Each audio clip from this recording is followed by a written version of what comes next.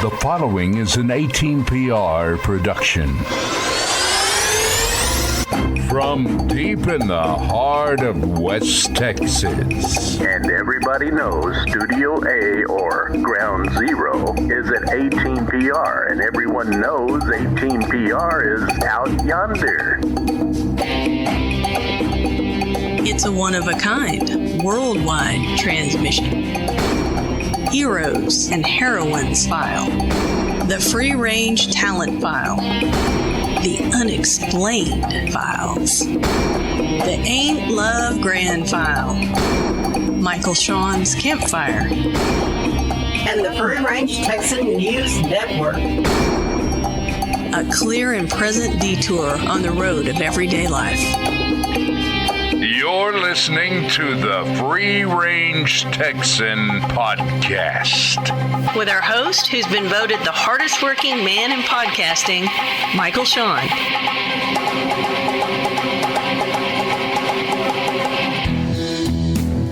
Thank you, sweetie pie.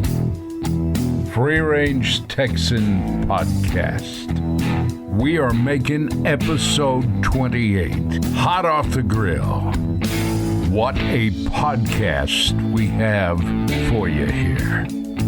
The crew has been burning the midnight oil. Now we're going to start out with some Texas stuff. Texas stuff is always good, you know. And of course, Foxy, the wonder dog on full duty. Want to thank the ladies from up in the Texas Panhandle who wrote us a great letter and sent pictures in to our free-range Texan listener posse. But they included a box of dog biscuits for Foxy.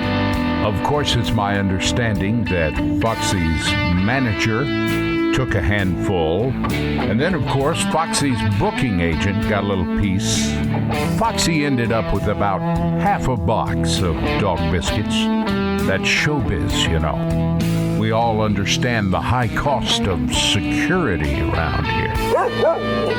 Hey, coming up on this podcast, episode 28, we've got somebody that we've been thanking on, getting Gypsy Jayne to come be on our podcast. Singer, songwriter, really fun gal to be around. You'll see what I mean. Gypsy Jayne on the Free Range Talent File.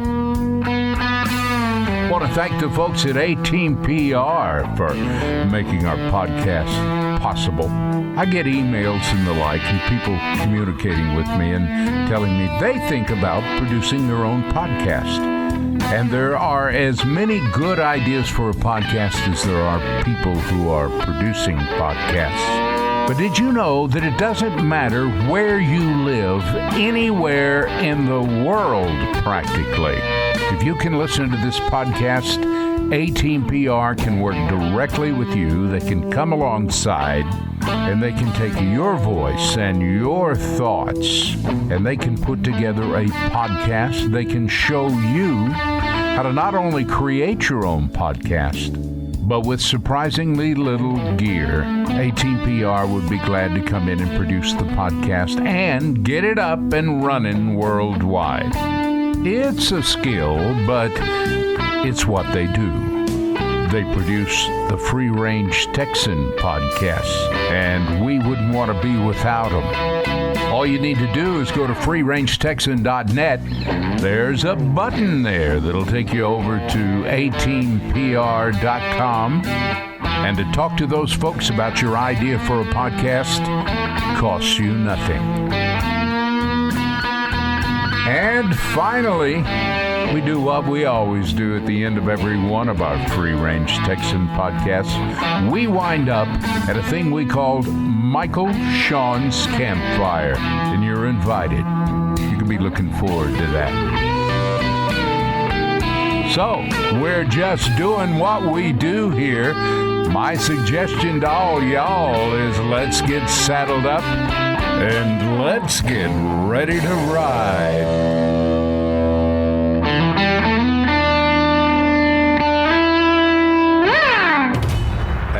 digital recording device will travel. Young Padawan, there is a disturbance in the Force.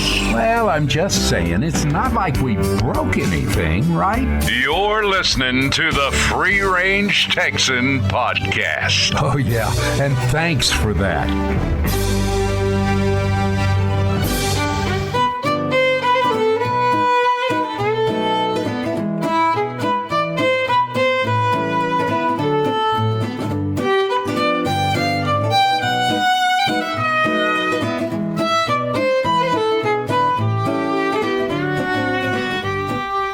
Well, as we get the Free Range Texan podcast underway here, let me tell you, we were, as usual, talking about the weather.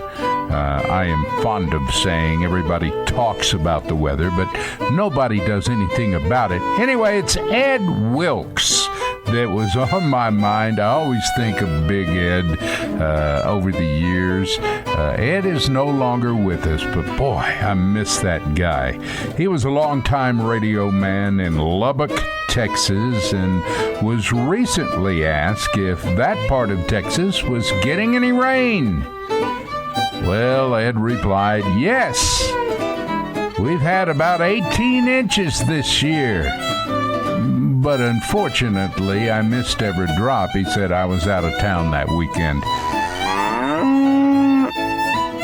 And while we're on the subject of Texans, the Texas oil man, he was visiting New York for the first time, went into a bar, sat down alone. In a few minutes, an attractive lady came in and sat down beside him. Well, naturally, being a gentleman and all, the Texan introduced himself. Hello, darling. I'm Billy Fred Benson from... Don't tell me, she broke in. You're from Texas.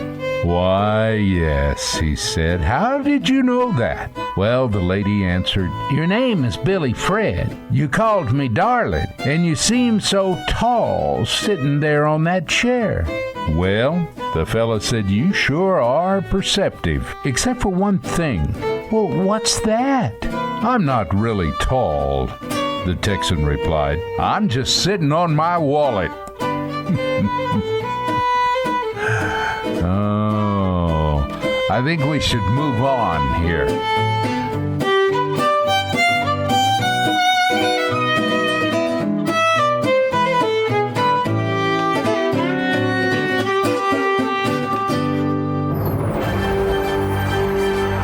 Interrupt this podcast for a special report from the Free Range Texan News Network.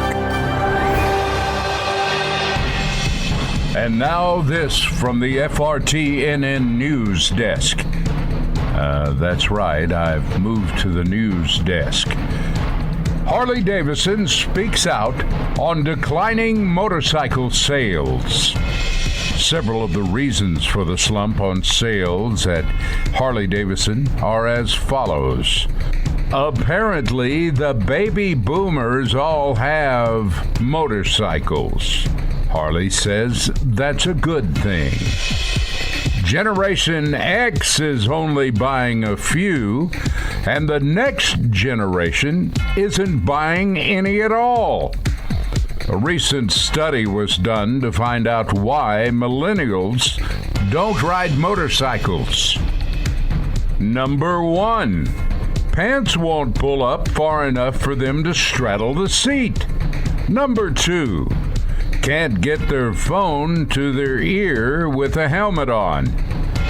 Number 3, can't use hands to eat while driving.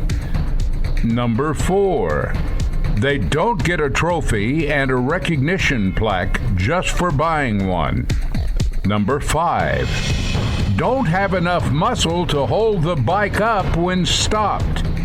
Number 6, have a bug hit them in the face, and then they would need emergency care.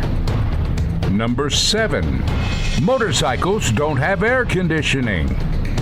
Number 8, They can't afford one because they spent 12 years in college trying to get a degree in humanities, social studies, or gender studies for which no jobs are available. Number 9, they're allergic to fresh air. Number 10, their pajamas get caught in the exhaust pipes. The reasons why millennials are not buying motorcycles? They might get their hands dirty checking the oil. The handlebars have buttons and levers and cannot be controlled by touch screen. Number 13, you have to shift manually and use something called a clutch. Number 14, it's too hard to take selfies while riding. Number 15, they don't come with training wheels like their bicycles did. Number 16, motorcycles don't have power steering or power brakes. Number 17, their nose ring interferes with their face shield. Number 18, they would have to use leg muscles to back up. Number 19, when they stop, a light breeze might blow exhaust in their face. Number 20, it could rain on them and expose them to non-soft water. Number 21, it might scare their therapy dog, and then the dog would need therapy. And finally, number 22, the reason why millennials are not buying motorcycles is they can't get the motorcycle down the basement stairs of their parents' home. That don't mean I'm Michael Shawn for Free Range Texan News Network Special Reports. You've been listening to an FRTNN Special Report.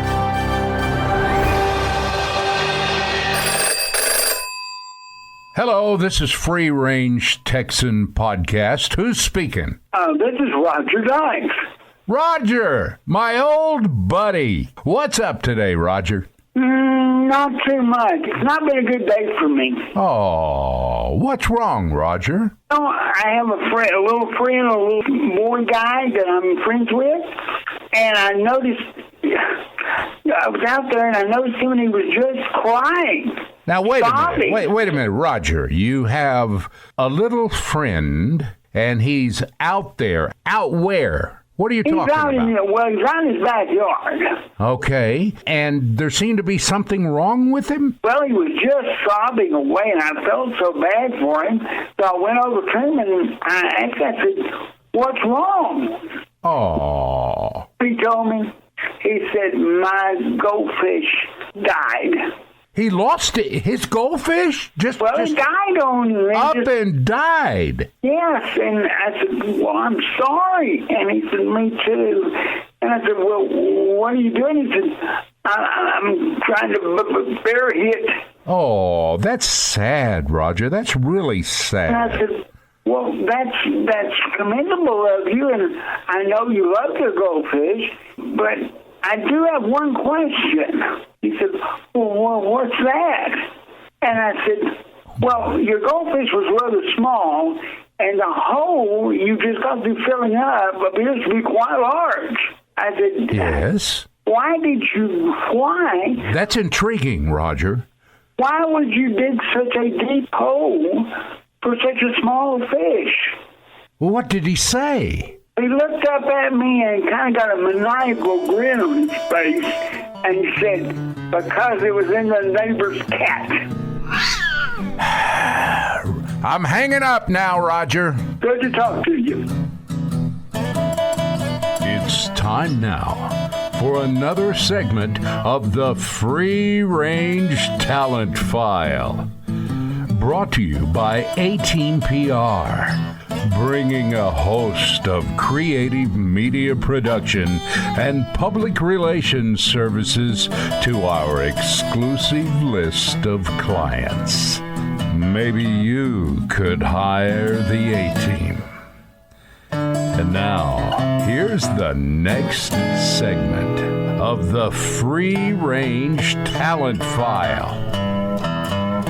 We have none other than the artist known as Gypsy Jayne.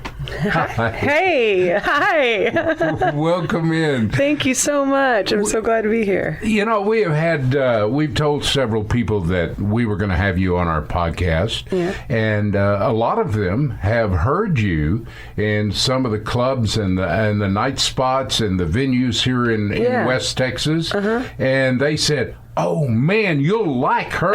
Okay, good. That's a relief. That's great. I was at Gypsy Jayne and I are meeting each other for the first time this afternoon when she came by our studios and was kind enough to donate a little bit of her time to the Free Range Texan podcast, and we're certainly glad to have her here. I'm happy to be here too. This is fun. I'm excited. We've got one of your tunes coming up. Yeah. And we'll talk about it in a moment. But to kind of...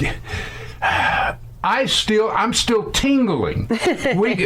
Not only that, we did things a little bit different on this podcast. Usually by the time the artist comes in, we know exactly what we're going to do. We know where we're going to end up and with what piece of their music we're going to get a chance to put on the podcast. But not with Gypsy Jayne. Oh, man. We were still listening to music right up until the time when we went on the podcast. Yeah. And we found this one song that I didn't even know existed. Oh, yeah. But it is remarkable. And I can just tell you right now, before we get to this, and we're fixing to come back to this, but before we get to this, folks, you need to hang around to the end of this interview because there is a tune that will blow you away. Or at least it did us here in the studio. So we're glad to have you here. Where are you from? I grew up in South Texas. I mostly grew up in the Valley, in Harlingen. And then my parents were Corpus Christi area natives. So I spent a lot of time up in the Corpus area, went to high school there. And pretty much South Texas, Gulf Coast girl. And didn't you say something about being a farm girl? Yeah, my grandparents, on my mom's side, they lived inland. They lived about an hour west of Corpus Christi near Alice, Texas, out that way. And so I spent a lot of my summers out on the farm, and especially in high school, that's where I went and got to get away. I was the middle child of 5, so my parents knew to send me out to the farm, I guess, so I could get some time. But so now you live in the Lubbock, Texas area. I do. I went to South Plains College back in 2003 to 2006, and that's when I first came to West Texas, was in Levelland, and ended up working for Mean Woman Grill out there, Ms. Ann and Michelle Denham. Oh, that's a place. Yeah, yes. So they adopted me real quick, and I worked for them. So about 6 years ago, when I was traveling, living out of my 92 Ford Festiva, I pulled into their yard and reconnected with Lubbock that way. Well, I was going to bring that up, but I wasn't going to bring it up yet. But now you've mentioned it. Yeah. The name Gypsy Jayne was not something that some talent agency or management company gave to you. No. That's it. It is a real nickname that you earned. Yes, it is. Tell us about that. Yeah, I pretty much about 6 years ago was just starting life over. I'd done a bunch of nonprofit work for about 4 years in the Deep South in Selma, Alabama, and my 4 years came up, and so I got dropped off on the family farm, speaking of the farm. And just time to start life over and do something new and different. And so I went to work at a Dollar Tree, managed a Dollar Tree, and saved up money. And my grandmother helped me buy this 92 Ford Festiva, and I gutted it and filled it with camping equipment. And I grabbed my guitar for the first time in a few years because I'd been doing a lot of other work. And so hit the road in this Festiva is the best thing. It's a step above backpacking. It's like a backpack on wheels, at least. So we traveled around the country. And this is a Ford commercial. Yeah, I hope they're listening. Yeah, 92 Festivas, But I had that thing rigged up and grabbed my guitar and just traveled around. And so I'd started this road blog, Gypsy Jayne, which is just was the name. Jayne's my legal name, and Gypsy. And so I thought, well, there's a little oxymoron. It's against the system. I don't know. So I just started doing that. By the time I got to Lubbock, I had already had stickers made for my blog.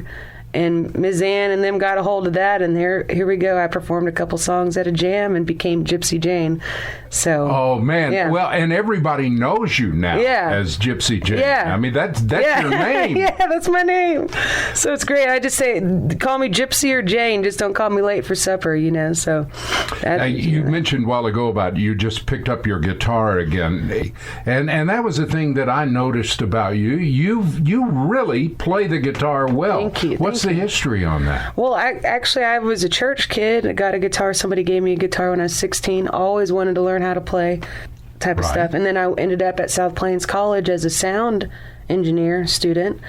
And I took a guitar lesson just for fun. I never had one. I was about 3 years playing at that point, and I studied with Emily Wheeler, and she plugged me into jazz, and I just ran with it. And so a lot of that, South Plains College, Emily Wheeler, of course Scott Ferris, and then the guitar program out there. It was an outlet. It saved my life, and it continues to. You know what? I'm hearing two different people here. Yeah. The Gypsy Jayne that I am visiting with right now is very much a regular girl. Yes. But the Gypsy Jayne that steps onto stage and takes that microphone, picks up her guitar, and begins to sing is someone that is magnificently talented. Thank you. But more than that, even just fun to listen to. And you can feel the passion. Thank you. When you do that.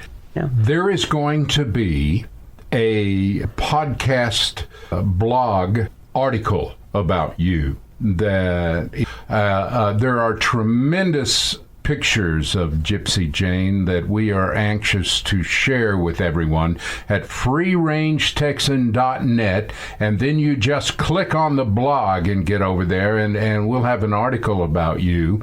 How do people get in touch with you? How do they properly find you in a way that they would be interested in you playing their venue or showing up and that sort of thing? Let's go ahead and give that information. Yeah, gypsyjayne.com, GYPSYJAYNE. There's a Y in the middle of Jayne. gypsyjayne.com. You can also hit me up on Facebook.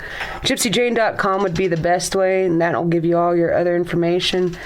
Would it be fair to ask you about some of the people that were in the studio and set in on this album? Yeah, you bet. So I've got, of course, the initial Gypsy Jayne and the Travelers is an initial trio, which is myself, Nick Mendoza on drums, and Matt Sade on stand-up bass. And then we had, of course, Scott Ferris and Flip Coggins helped with that. And recording process, Bill Winter. Bill Winter came in, did some lap steel. Terry Vincent came in, did some organ.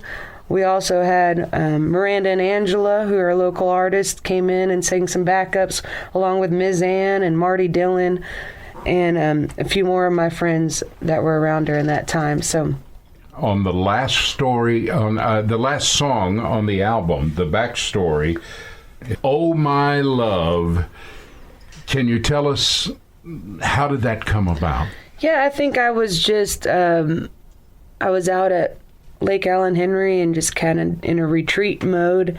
Like I said, and that specific one I felt was a song that was directed to me, like sung and to know that I'm loved. And so that's what it expresses for me personally. But it's just an all-around great love song, great gospel song, however you want to apply it. And I think it has many layers. It's a simple song as it is. I think it's pretty deep, and it means a lot to me personally. Gypsy Jayne, will you come back and be on our podcast? Yes, sir. You bet. This has been great. Thank you so much. And let me share this with our audience. Ladies and gentlemen, Gypsy Jayne and "Oh My Love" on the Free Range Texan podcast. Love is strange. It's beautiful. Unpredictable. Do you know what it takes? Do you know the mistakes that you must make to find in your heart true love, pure love, true love. I'll hold you close and I will see you all the things that no one sees. Who you are, who you were, and who you'll be.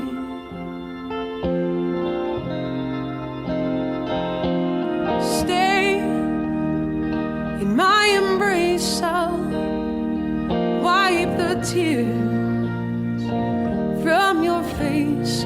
Oh, my love, how I love you.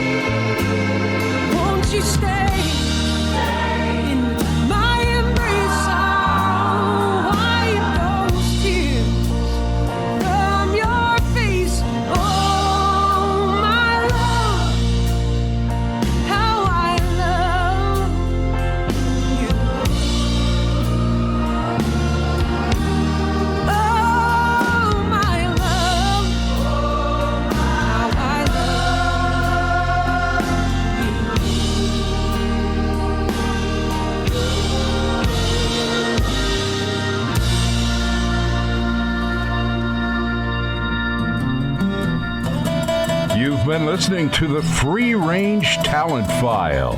If you'd like more information about our guest, just go to our website at freerangetexan.net. Also, submissions to be interviewed on the Free Range Talent File should be sent to our website at freerangetexan.net.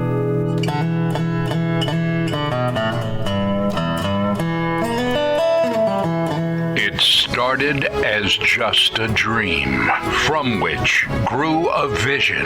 All of us knew from the beginning that this whole concept would follow a path unlike any other podcast. We assembled a team and began production, and what has grown out of these humble beginnings is a totally unique podcast. Theater of the Mind lives. Part truth, part tall tales. Just take a look at what's happened now. Visit our website at freerangetexan.net. Come along, right out yonder on the Free Range Texan Podcast.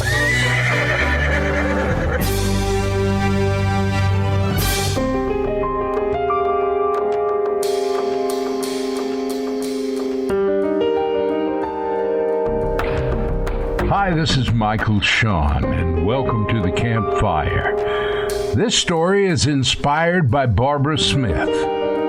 All winter long, Jake would look forward to his holidays, camping beside one of the beautiful Colorado lakes. He loved hiking the trails, fishing, cooking over an open fire. He even loved the rainy days when he could lie in his tent reading the pile of books he hadn't had time to read. But of all the things he loved about camping at the lake, his favorites were his midnight swims. The first shock of the dark, cold water pouring over his skin was exquisite. Then he swam as fast and as hard as he could from the shore to the diving platform about 100 yards offshore. There, he would lay on his back and look up at the sky full of stars. What a difference from the city. Every year, Jake's last night at camp was bittersweet. However, one year, that last swim was decidedly more memorable than any before or since. The jolt of the cool water sent a rush of adrenaline through his body. He swam hard until he reached the small dock. Fatigued but invigorated from his workout, Jake looked up at the black velvet sky with thousands and thousands of stars. Soon, he began to feel chilled to the bone and decided to swim back to shore. Back at the beach, he grabbed his towel from the picnic bench where he had left it there and started to make his way to his campsite. He'd only gone a few steps when a movement at the other end of the beach caught his attention. He wrapped the towel around his middle and stood still, straining his eyes and ears. All was dark and quiet. His mind must have been playing tricks on himself, he thought. But then, there it was again, another movement, closer this time. Light from the half moon shone brightly enough there that he could make out the shape of a person. There was someone else on the beach. Jake wasn't scared, but he was surprised. In all the years of midnight swims at this spot, he had never met anyone else. "Hello," Jake called out in a stage whisper. A young woman approached him. She looked as startled to see him as he was to see her. The girl turned away from him. Jake said, "Don't worry, I won't hurt you. You startled me is all. I thought I was alone." The girl was wearing a modest red bathing suit and was shivering. "Here, take my towel," said Jake. Then she hesitated and took a step back. Jake smiled and said, "Don't worry, I have swimming trunks on underneath." But about then, the girl reached to a nearby bush and picked up a towel. Jake was surprised that he hadn't noticed the colorful towel, which was dotted with yellow circles. Jake said, "At least let me walk you back to your campsite." The two set off to the campground. A few moments later, they came to an old camper van. The lights were on inside. Jake looked to his side where the shivering girl had been standing, but she wasn't there. He scanned the horizon as best as he was able, but it was dark. But the girl appeared to be gone. As he stood there, he noticed an elderly man had stepped out of the camper van. "May I help you?" the man said. "Have you come to bring our daughter home?" Jake nodded, but still speechless and confused. "That's all right. We've been expecting you," the man said. "We come here every year on this night, even since the evening our daughter disappeared." "Your daughter disappeared?" Jake managed to ask. "Yes. We have no idea what became of her. She may have drowned, but if she did, they never found her body.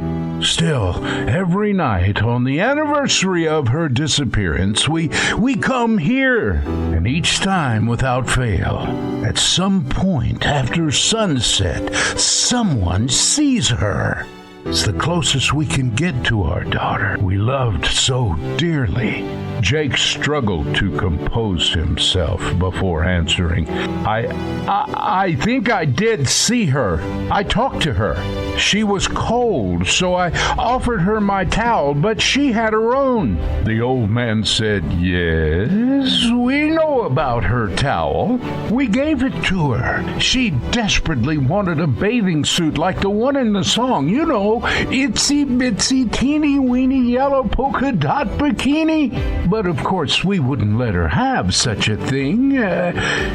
She had a perfectly fine ladylike swimsuit. As a joke, we bought her a towel with yellow polka dots. She appreciated our concern and always told us that she loved the towel. Ironically, really, we were just trying to keep her safe." Jake steadied himself as he tried to make sense of the man's words. "I'm sorry for your loss." Jake slowly made his way back to the tent. He didn't sleep much that night. In the morning, as he was packing up camp, he strolled over where the camper van had been parked. It was gone. Then he turned and headed towards the beach. Nothing seemed out of the ordinary until he looked over in the bushes. Was that a tuft of yellow thread snagged on a low-hanging branch? Jake reached out to pull at the tiny bit of fabric. But then he hesitated. Perhaps it was better just to leave it well enough alone. I'm Michael Shawn, and that's just another story from our campfire. See you next time. Adios, my friends.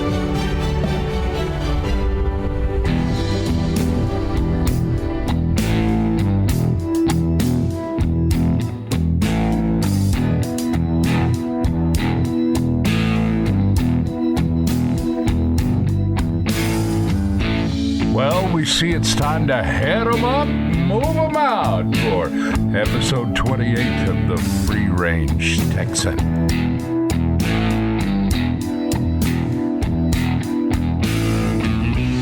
Well, the first thing we ought to do is say a big thank you to Gypsy Jayne and her entourage as they came here to Studio A at 18PR and had a great time on our podcast. We hope to have her back real soon.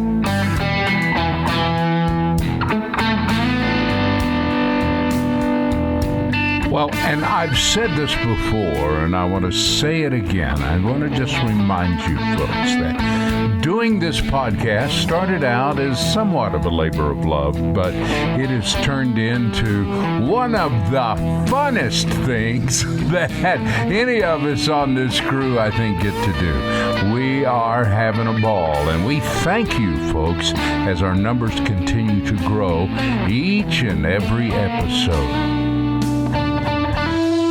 And thanks to 18PR for making our podcast possible. Those folks at 18PR, you should get to know them if it even slightly crosses your mind that you might want to produce a podcast of your own. You can go to freerangetexan.net, and there's a button right there that'll take you right over and land you in the lobby at 18PR at 18pr.com. And there's lots of stuff to look at there. And if you want to visit with those folks, they tell me to tell you that it costs you nothing to talk about a project that you might want to do. After all, 18PR produces the Free Range Texan podcast, and we wouldn't think of flipping the switch without them. And finally, it's like those farmers and ranchers say here on the South Plains of West Texas. I've often heard them say, live simply, love generously, care deeply, speak kindly, and enjoy the ride. Oh, there's one more thing. There's another thing they're fond of saying, and that is timing has a lot to do with the outcome of a rain dance. We do one of these every 2 weeks. Tell your friends about us. In the meantime, take them home, sweetie pie. Thank y'all for listening to the Free Range Texan podcast, produced at 18PR Studios out yonder in West Texas, with our host, who's been voted the hardest working man in podcasting, Michael Shawn. Feedback or submissions to our program can be submitted on our website, freerangetexan.net. That's freerangetexan.net. This is Sweetie Pie on behalf of Michael, Shawn, and the crew here in Studio A, where we're all looking forward to spending time with you on our next bi-weekly episode of the Free Range Texan podcast. Y'all come back now. You hear?